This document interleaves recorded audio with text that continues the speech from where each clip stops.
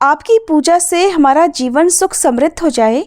माँ चंद्रघंटा, आपकी महिमा अपरंपार, आपकी कृपा से हमारा जीवन पवित्र हो जाए। जय माता दी। आप सभी भक्तजनों पर माँ चंद्रघंटा का आशीर्वाद सदा बना रहे।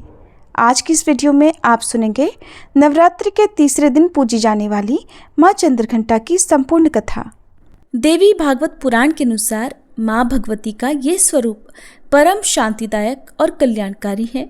माँ के मस्तक पर घंटे के आकार का अर्धचंद्र है, इसी कारण देवी का नाम चंद्रघंटा पड़ा है। इनके शरीर का रंग स्वर्ण के समान चमकीला और देवी का वाहन सिंह है। देवी की 10 भुजाएं हैं, जिनमें ये कमल, धनुष, बाण, खड्ग, कमंडल, तलवार, त्रिशूल और गदा आदि जैसे अस्त्र और शस्त्र धारण करती हैं। माँ चंद्रघंटा के कंठ में सफ़ेद पुष्प की माला और शीर्ष पर रत्न जड़ित मुकुट विराजमान है। माँ चंद्रघंटा हमेशा युद्ध की मुद्रा में विराजमान रहती हैं। मान्यता है कि देवी के इस रूप की पूजा करने से भक्तों को न केवल अलौकिक शांति प्राप्त होती है, बल्कि इस लोक में और परलोक में भी परम कल्याण की प्राप्ति होती है। पौराणिक कथा के अनुसार एक बार महिषासुर नाम के एक दैत्य ने स्वर्गलोक पर आक्रमण कर दिया और उसने देवराज इंद्र को युद्ध में हराकर स्वर्गलोक पर भी अपना अधिकार कर लिया। युद्ध में हारने के बाद सभी देवता इस समस्या के निवारण के लिए त्रिदेवों यानी श्री ब्रह्मा, विष्णु और महेश के पास गए। वहां जाकर देवताओं ने त्रिदेवों से बताया कि महिषासुर ने इंद्र, चंद्र, सूर्य, वायु और अन्य देवताओं के सभी अधिकार छीन लिए हैं और उन्हें बंदी बनाकर स्वर्गलोक पर अपना अधिकार कर लिया है। महिषासुर के अत्याचार के कारण देवताओं को अब धरती पर निवास करना पड़ रहा है। देवताओं की यह बात सुनकर त्रिदेवों को अत्यधिक क्रोध आ गया और उनके मुख से एक ऊर्जा उत्पन्न हुई। इसके बाद यह ऊर्जा 10 दिशाओं में जाकर व्याप्त हो गई। उसी समय वहां पर देवी चंद्रघंटा ने अवतार लिया। भगवान शिव ने उन देवी को अपना त्रिशूल, भगवान श्री विष्णु ने चक्र दिया। इसी तरह अन्य देवताओं ने भी माँ चंद्रघंटा को अस्त्र शस्त्र प्रदान किए। इंद्र ने माँ को अपना वज्र और घंटा प्रदान किया। सूर्यदेव ने माँ को अपना दिव्य तेज और तलवार दिए। इसके बाद देवी चंद्रघंटा को सवारी के लिए शेर भी दिया गया। अब माँ चंद्रघंटा अस्त्र शस्त्रों से सुसज्जित होकर महिषासुर से युद्ध करने के लिए निकल पड़ी। माँ चंद्रघंटा का रूप इतना विशालकाय था कि उनके इस स्वरूप को देखकर महिषासुर अत्यंत डर गया।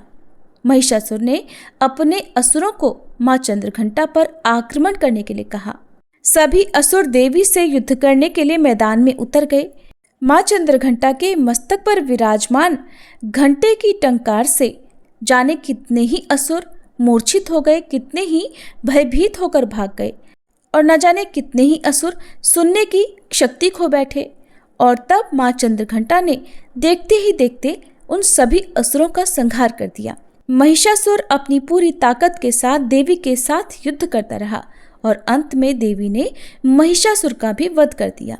ये देखकर देवतागण अत्यंत प्रसन्न हो उठे और उन्होंने आकाश से देवी पर पुष्प वर्षा की। आकाश में दुंदुभियां बज उठी और इस प्रकार चारों ओर शांति ही शांति छा गई। इस तरह देवी चंद्रघंटा ने देवताओं की रक्षा कर उन्हें स्वर्गलोक की प्राप्ति कराई। प्रेम से बोलिए चंद्रघंटा माता की जय। प्रिय श्रोताओं, अब सुनिए महिषासुर मर्दिनी स्तोत्र का हिंदी अनुवाद।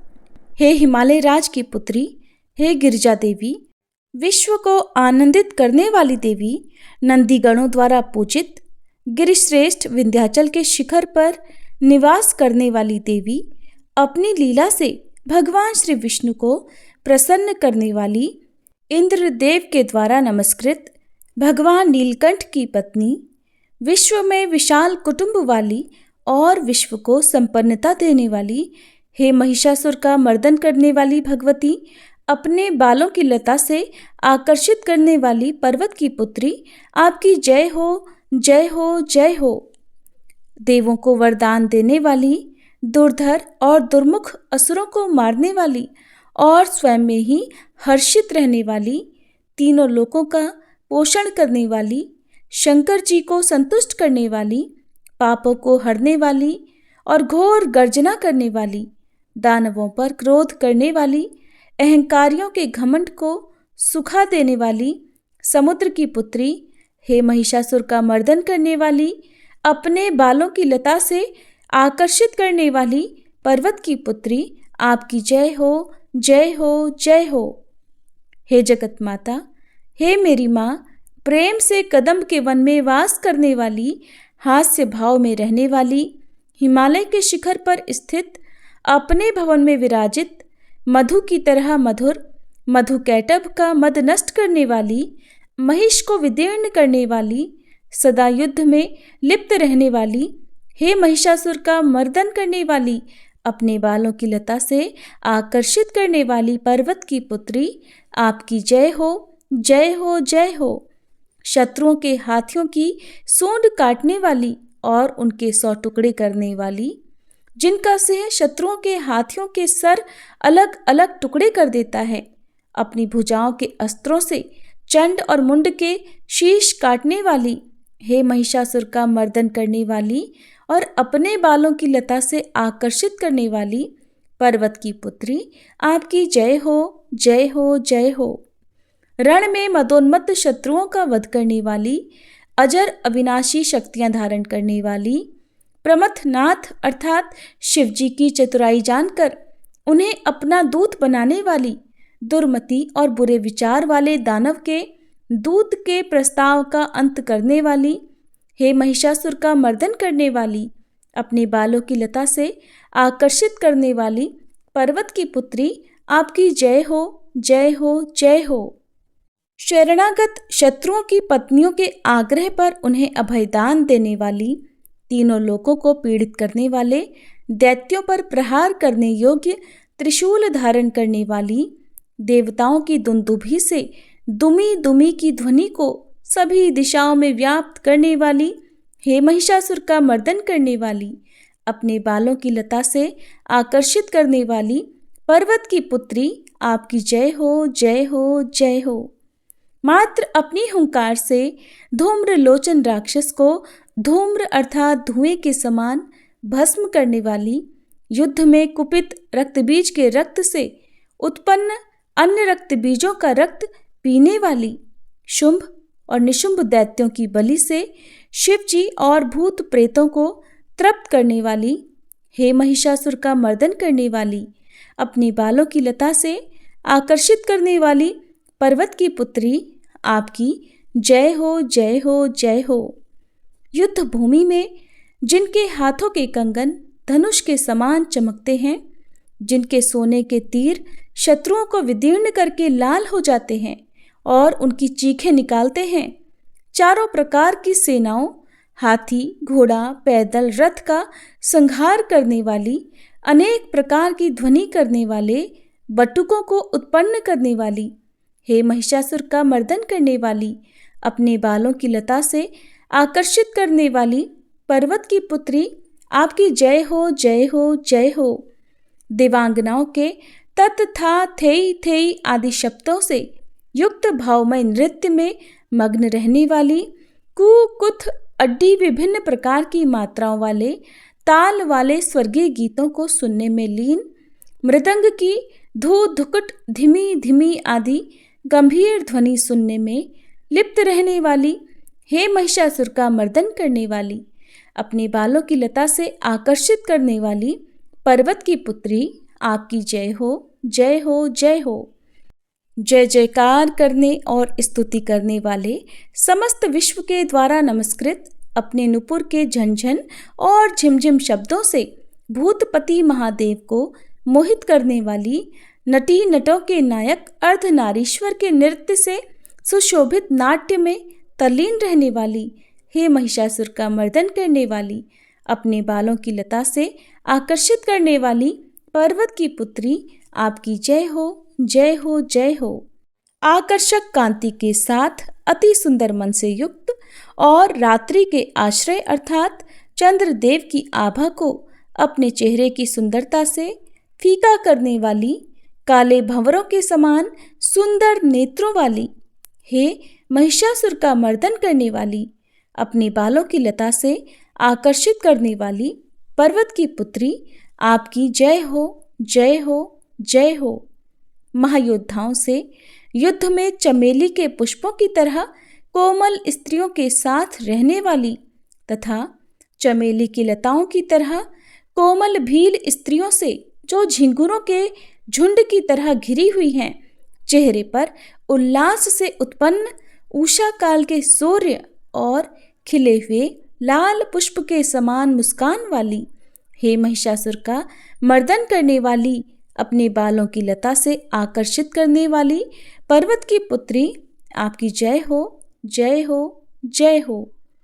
जिसके कानों से लगातार मद बहता रहता है, उस हाथी के समान उत्तेजित, हे गजेश्वरी, तीनों लोकों के आभूषण, रूप, सौंदर्य, शक्ति और कलाओं से सुशोभित, हे राजपुत्री, सुंदर मुस्कान वाली स्त्रियों को पाने के लिए मन में मोह उत्पन्न करने वाली मनमथ की पुत्री के समान, हे महिषासुर का मर्दन करने वाली, अपने बालों की लता से आकर्षित करने वाली पर्वत की पुत्री, आपकी जय हो, जय हो, जय हो। जिनका कमलदल के समान कोमल, स्वच्छ और कांति से युक्त मस्तक है, हंसों के समान जिनकी चाल है, जिनसे सभी कलाओं का उद्भव हुआ है, जिनके बालों में भंवरों से घिरे कुमुदनी के पुष्प और बकुल पुष्प सुशोभित हैं, उन महिषासुर का मर्दन करने वाली, अपने बालों की लता से आकर्षित करने वाली पर्वत की पुत्री, जय हो, जय हो, जय हो। जिनके हाथों की मुरली से बहने वाली ध्वनि से कोयल की आवाज भी लज्जित हो जाती है, जो खिले हुए फूलों से रंगीन पर्वतों से विचरती हुई पुलिंद जनजाति की स्त्रियों के साथ मनोहर गीत गाती हैं, जो सद्गुणों से संपन्न शबरी जाति की स्त्रियों के साथ खेलती हैं, उन महिषासुर का मर्दन करने वाली, अपने बालों की लता से आकर्षित करने वाली पर्वत की पुत्री, आपकी जय हो, जय हो, जय हो। जिनकी चमक से चंद्रमा की रोशनी फीकी पड़ जाए, ऐसे सुंदर रेशम के वस्त्रों से जिनकी कमर सुशोभित है, देवताओं और असुरों के सर झुकने पर उनके मुकुट की मणियों से जिनके पैरों के नाखून चंद्रमा की तरह दमकते हैं, और जैसे सोने के पर्वतों पर विजय पाकर कोई हाथी मदोन्मत्त हो जाता है, वैसे ही देवी के उरोज कलश की तरह प्रतीत होते हैं।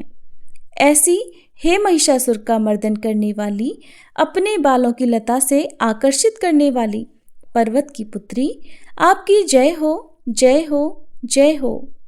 सहस्त्रों दैत्यों के सहस्त्रों हाथों से सहस्त्रों युद्ध जीतने वाली और सहस्त्रों हाथों से पूजित सुर तारक उत्पन्न करने वाली, उसका तारकासुर के साथ युद्ध कराने वाली, राजा सुरथ और समाधि नामक वैश्य की भक्ति से समान रूप से संतुष्ट होने वाली, हे महिषासुर का मर्दन करने वाली, बालों की लता से आकर्षित करने वाली पर्वत की पुत्री, आपकी जय हो, जय हो, जय हो। जो भी आपके दयामय पद कमलों की सेवा करता है, हे कमले, वह व्यक्ति कमल निवास कैसे न बने। हे शिवे, आपके पद कमल ही परम पद हैं, उनका ध्यान करने पर भी परम पद मैं कैसे नहीं पाऊंगा। हे महिषासुर का मर्दन करने वाली, बालों की लता से आकर्षित करने वाली पर्वत की पुत्री, आपकी जय हो, जय हो, जय हो। सोने के समान चमकते हुए नदी के जल से जो आपके रंग भवन में छिड़काव करेगा, वो इंद्राणी के वक्ष से आलिंगित होने वाले इंद्र के समान सुखानुभूति को क्यों नहीं पाएगा। हे वाणी, हे महासरस्वते, आप में मांगल्य का निवास है, मैं आपके चरणों की शरण लेता हूँ। हे महिषासुर का मर्दन करने वाली, बालों की लता से आकर्षित करने वाली पर्वत की पुत्री, आपकी जय हो, जय हो, जय हो। आपका निर्मल चंद्र समान मुख चंद्रमा का निवास है, जो सभी अशुद्धियों को दूर कर देता है। नहीं तो क्यों मेरा मन इंद्रपुरी की सुंदर स्त्रियों से विमुख हो गया है। मेरे मत के अनुसार आपकी कृपा के बिना शिव नाम के धन की प्राप्ति कैसे संभव हो सकती है। हे महिषासुर का मर्दन करने वाली, बालों की लता से आकर्षित करने वाली पर्वत की पुत्री, आपकी जय हो, जय हो, जय हो।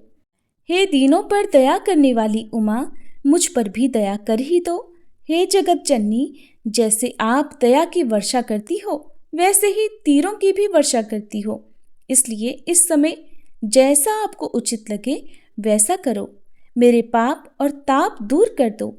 हे महिषासुर का मर्दन करने वाली, बालों की लता से आकर्षित करने वाली पर्वत की पुत्री, आपकी जय हो, जय हो, जय हो। प्रिय भक्तजनों, अब हम सभी मिलकर माता रानी से क्षमा याचना करते हैं, ताकि हमारे द्वारा हुई किसी भी गलती के लिए माता रानी हमें क्षमा कर सकें। हे परमेश्वरी, मेरे द्वारा रात दिन सहस्त्रों अपराध होते रहे हैं, अतः आप मुझे अपनी सेवक समझकर कृपा पूर्वक मेरे उन अपराधों को क्षमा करो।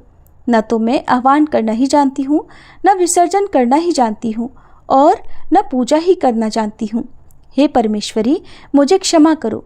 हे सुरेश्वरी, मैंने जो मंत्रहीन, क्रियाहीन और भक्तिहीन पूजन किया है, वह सब आपकी दया से पूर्ण हो।